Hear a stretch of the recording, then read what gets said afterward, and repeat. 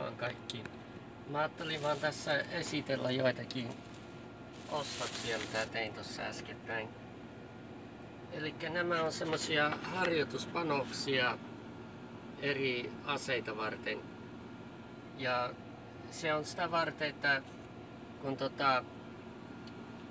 ampuu jotain asetta tyhjiltä, niin se ase kärsii siitä. Sitä ei passaa tehdä useasti, muuten siellä joku osa kuluu. Niin ne myy tämmösiä harjoituspanoksia, mitä pistetään sinne aseeseen. Nämähän ei laukea ollenkaan eikä sillä lailla. Niin mutta näillä voi harjoitella se aseen käyttöä, että niin, että se ei ase siitä kärsi eikä että on turvallisempaakin. Niin voi ikään kuin harjoitella se aseen ampumista ja kaikkia. Ja varsinkin jos se jää jumiin tai jotain semmoisia tilanteita, niin voi harjoitella tämmöisellä. Niin tää kuva ei ehkä ole paras mahdollinen tässä, mutta noin. Niin tässä on kuitenkin näitä eri kokoja. Tiedä miten tää kamera nyt filmaa tätä, mutta tässä vasemmalla nyt on tää 9 millin luoti. Tää on 9 millimetrinen tai millin tämmönen pistooliluoti. Ja mulla on semmonen Beretta-pistooli, mihin käy tän tyyppiset luodit. Ja mitä mä oon ampunutkin tuolla silloin koulutuksessa, kun olin. Niin tää on hyvin yleinen. Paljon käytetty. Nämä on kaikki hyvin yleisiä kokoja. Elikkä siinä, pistetäänpäs vaikka noin, niin näkee paremmin. Niin, ja tässä näkee tämmönen lappu, mikä oli siinä paketissa, niin se on 9 mm. Ja sitten on tässä tää 45 kaliberinen, niin kuin tuolla näkyy, niin siinä on koko eroa aika lailla. Mä en tiedä, saanko mä tässä sitä näkymään. Mutta toi 45 kaliberinen, nämä on punaisia vaan tämmösiä, että ikään kuin näkee paremmin. Että nämä ei ole oikeita panoksia ollenkaan, että nämä ei räjähdä eikä mitään semmoista.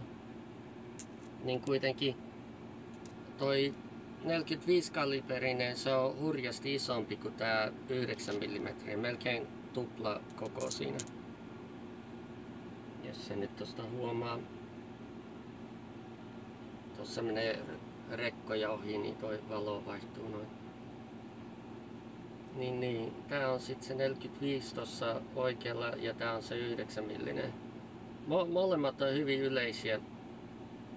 Et siinä jotkut sitä, no minäkin vähän kauhistelin, että miten kovaa tää 45 kaliberinen potkaisee, kun sitä ampuu. Mullahan on se pistooli, se 45 kaliberinen tämmönen, mihin nämä tämän tyyppiset luodit menee. Mutta mä en ole ehtinyt vielä ampua sitä ollenkaan. Niin kuitenkin siinä on siinä on koko eroa, jos se nyt tosta näkee. Joo, ja sitten mennään tässä eteenpäin. Niin tässä on sitten tämä 223 Remington harjoitusluoti. Ja se on periaatteessa minun käsittääkseni se on se, mitä lähinnä USA:n armeija käyttää eniten. Et se on tää on niinku rynnäkkökiväärin luoti. Ja hyvin yleinen. Näitä käytetään just, tietääkseni nämä oli niinku Vietnamissa ja joka paikassa just tätä. Se on niinku tämän kokoinen. Tää on hassua nämä kokoerot, jos katsoo näitä.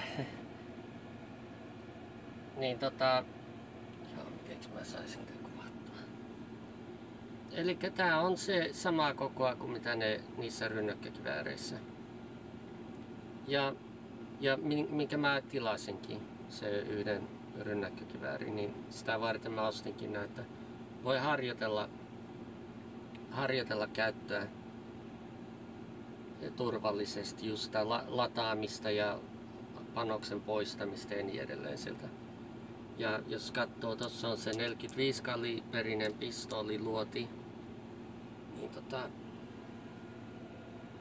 niin, odotapas, mitenks mä saisin toi auringonvalo tulee vähän, näkyykö se paremmin näin? No melkein ainakin. Niin, elikkä otetaan vielä tossa, ihan yritän saada noin vierekkäin näkevää koko ajan.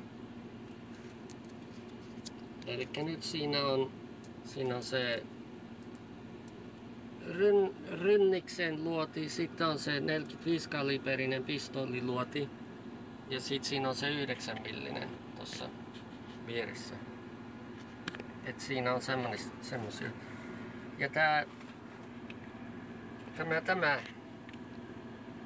tää on niinku kapeampi. Tää itse luoti mikä lähtee tässä, niin se on kapeampi. Mutta tää menee kyllä läpi hurjasti seinistä ja sillä lailla. Ja nämä toiset niinku pistooliluodit ja sillä lailla, ne pysähtyy jossain vaiheessa. Nopeammin ainakin. Ja sitten on viimeisenä täällä tää niinku sanotaan 12 gauge shotgun. Eli haulikon panos. Ja tämäkin on vaan se harjoitteluversio. Että voi harjoitella. Mä en tiedä näkyykö toi teksti tuolta. Saanko mä näkyy. Mut kuitenkin tää on sitä varten, että se ase itsessä ei kärsis. Kun tällä voi harjoitella sitä tuntumaa siihen näillä, niin kuin painaa liipasinta ja sillä lailla. Ja sitten tässä mä näytän vielä, ne tulee niin kuin tämmöisessä paketissa. Mulla on tässä toinen tämmönen 9 mm niin kuin Luger sanotaan. Niin kun Kuru sanoi, että yksi Kuru, että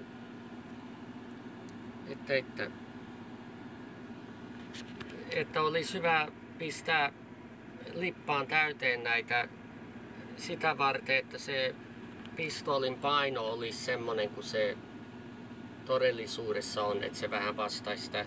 No mulla on nyt 10 noita, en mä jokaisen viittynyt kaikkia hommata sen takia, mutta mulla on niinku 10 panosta 9 mm näitä 9 mm luotia. Mulla on 10, mutta se lippaa se menee 17 ja periaatteessa saa vielä yhden piippuunkin, eli 18 yhteensä.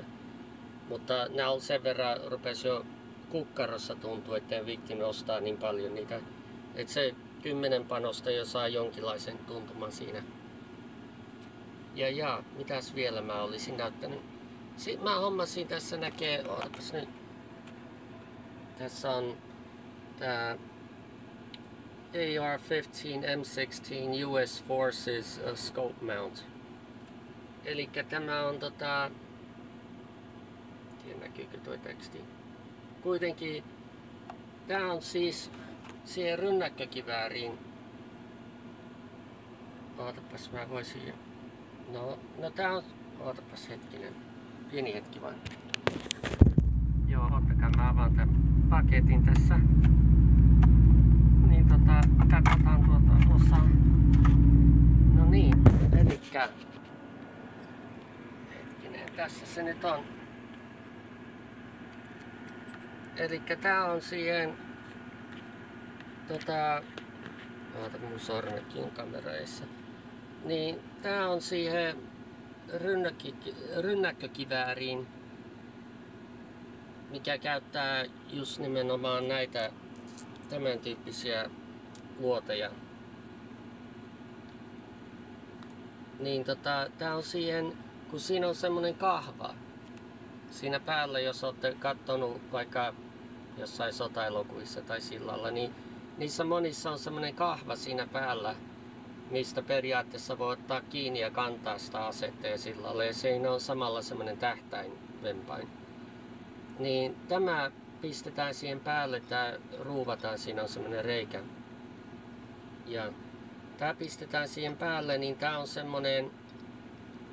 semmonen, että saa kiikarin tohon päälle. Tää on semmonen kiikarin pidike. Eli tää tulee siihen kantokahvaan ja tähän pystyy kiinnittämään semmoisen kiikarin. Ja mulla oikeastaan onkin yksi semmonen kiikari, mitä mä haluan kokeilla siinä.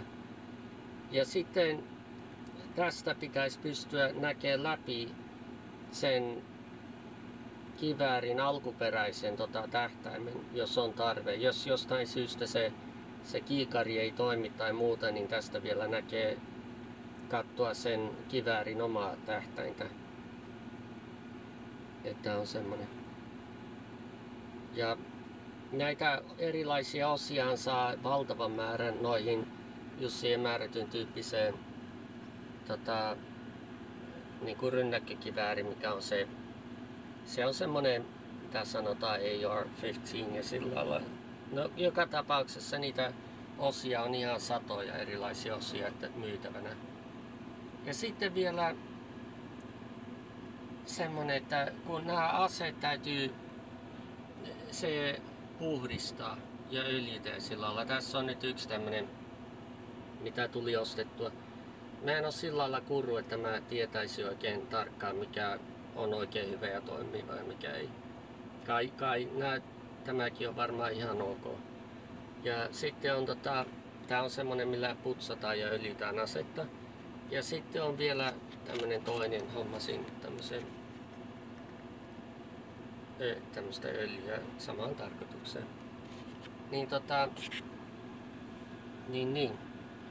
Niin ne aseet täytyy olla puhdistettu, öljytty kunnolla, muuten ne ruostuu, ja jos siellä on likaa ja muuta, niin se voi jäädä jumiin. Et se ase jumiintuu just silloin, kun sen pitäisi toimia, niin kuin voi kuvitella, niin se on aika ikävä tilanne. Niin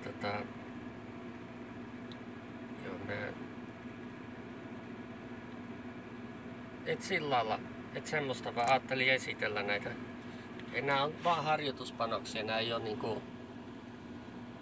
ei ole vielä oikeita, mutta ne on ihan prikulleen saman kokoisia kuitenkin. Ihan oikein kokoista.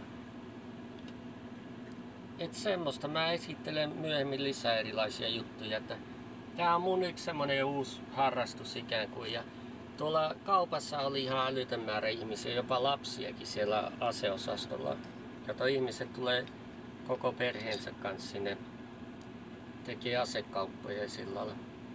Se on melkein niinku semmonen sirkus siellä. Ja mut sillä lailla tää on nyt se kuitenkin siihen rynnäkkikiväärin siihen kahvan päälle pistetään. Mutta mä näytän sitten, tää pitäisi sopia siihen, että näin ainakin myyjä väittää. Että se on ihan pitäisi käydä siihen. Mut se nähdään sitten myöhemmin. Joo. No, kiitoksia vaan seurasta ja toivottavasti tästä nyt oli jotain iloa ja apua teille. No niin, heippa!